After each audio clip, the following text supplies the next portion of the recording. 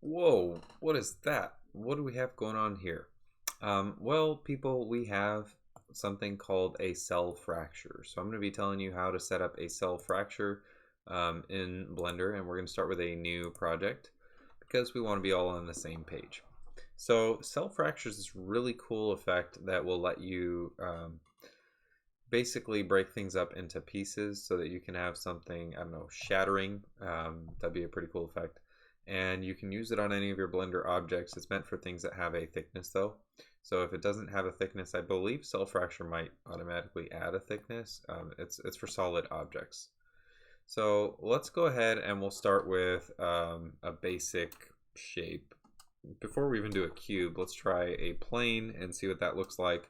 And we'll do a whole bunch of different things in Cell Fracture. So Shift A, Mesh, Plane. So now we got a plane. And we're going to go ahead and scale up the plane a little bit and then apply a modifier for subdivision surface and do a simple subdivision, and we're going to do 3 in the viewport and 3 in the render. So I'll hit apply, and I just want to show you what this looks. You know what, let's go to wireframe before I hit apply, just so you can see the subdivisions happening. Okay, so we'll just do 3 and then I'll hit apply. And now what I want to do is I want to go to edit and preferences, and in preferences you're going to get this window to pop up, and what you can do is you can type in cell fracture. Now by default it should look like this and it should be unchecked, but if you check that box then it'll enable the cell fracture what is it, add-on. This is an add-on, by the way, so if you start at this window, just click on add-ons and then type in cell fracture, and this will let us use the cell fracture feature. So to use Blender's search, you can do in edit, there's operator search, or it has a hotkey, which for me it's F3. So I'm going to press F3 and type in cell fracture. And so cell fracture will pop up. If I click on that, then I get this big page with a bunch of things. So all I really want to do is turn the noise up. So I'm going to turn the noise up to maximum, which is 1, and then click on OK. And let's see what really happens here. By the way, there are some other little parts that you can change if you really want to. So right away you'll notice there's a lot of overlapping faces, and so that's not really a good thing, but you can see it's created this mosaic of all sorts of different shapes that make up our plane now. So it's not exactly the same as it's been before. So let me undo that real fast, and then before we cell fracture again, I'm going to add another modifier. So this time our modifier will be solidify. Solidify lets you add a thickness to your object. So let's say I wanted a thickness of 0.13. So now it's a much thicker plane. Let me just apply both of these modifiers. And then I'm going to do the cell fracture again. Press F3 to search. Cell fracture, noise of 1, click OK. And now, again, there's going to be some overlap. So we got that weird shading stuff going on, but at least we've got this nice cell fracture here. So to get rid of some of that overlap, I'm going to go into solid mode and then edit mode and face select. And I don't want to select everything, but I just want to select all the stuff on the outside. So I'm going to box select this side and then box select that side. You know what? In fact, I'm not even going to box select. I'm just going to press L. L is linked. It'll choose everything that's linked together. Press X and just delete all the vertices. So you'll notice all my overlapping stuff has gone away. So that's great. Now that the overlap is gone, I've only got one side, one face to work with for each of these pieces. So if I now press L and I pick up one of these objects, I can press G, Z, and just take off a face. So that's really, really cool. Like I can just press L for the link stuff, G, Z.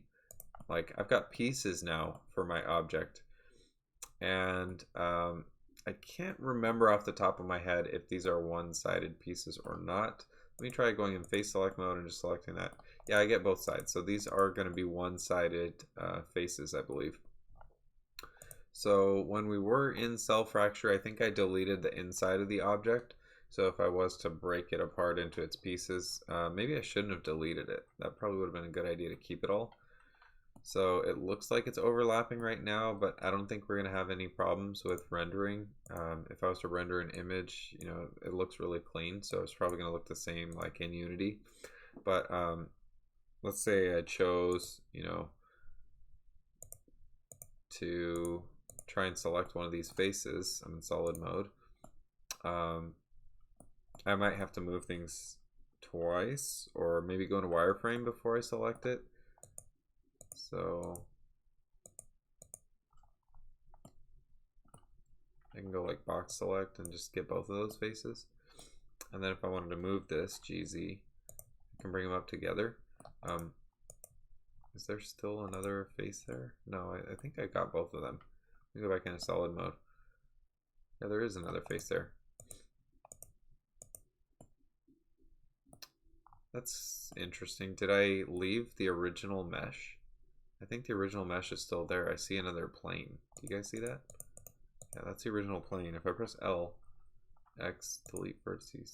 Oh, there we go. So yeah, I guess we don't want the original plane. We want this new one. So we got this fractured plane. I'm actually going to delete the original plane. And then I'm going to take the fractured plane and probably do the thickness modifier now. Maybe that'll work better. But cell fracture is really cool in terms of like what you can do. If you were to use this and then, so I'm going to select both of those, bring back down, make it fit somewhat nicely, and then I'm going to select all and do a thickness modifier again. So that was solidify. Oh, it says I can't do it in edit mode. Got to go back to object mode and then thickness 0.1. Let's do this, apply.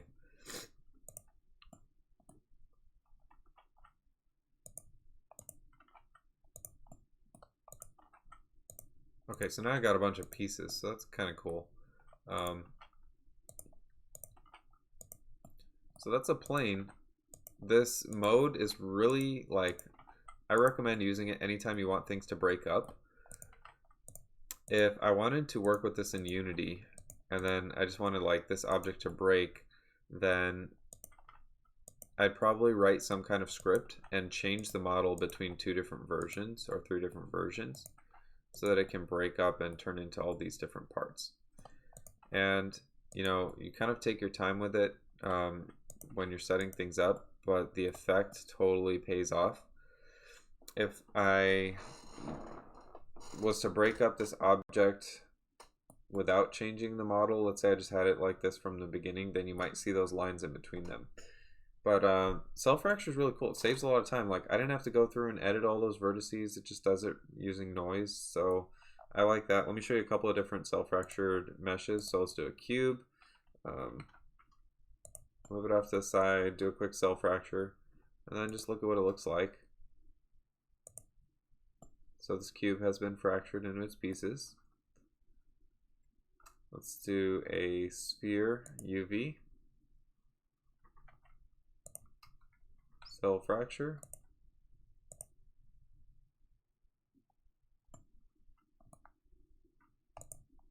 So notice how it's been broken up into its parts. If I do go and select the entire object, the entire sphere, now I've got just the pieces left, so I can move the pieces apart. So it looks like it maintains the original geometry, and then you've just got to get rid of like the original if you want it to have just the pieces. You may want to keep the original so that, like I said, you can have that second model. So you can have like the original and then you can have the replaced version. Maybe just upload the original as its own object and then upload all the pieces as its own object. Let's look at one more mesh here. Let's do a cylinder. And then cell fracture it.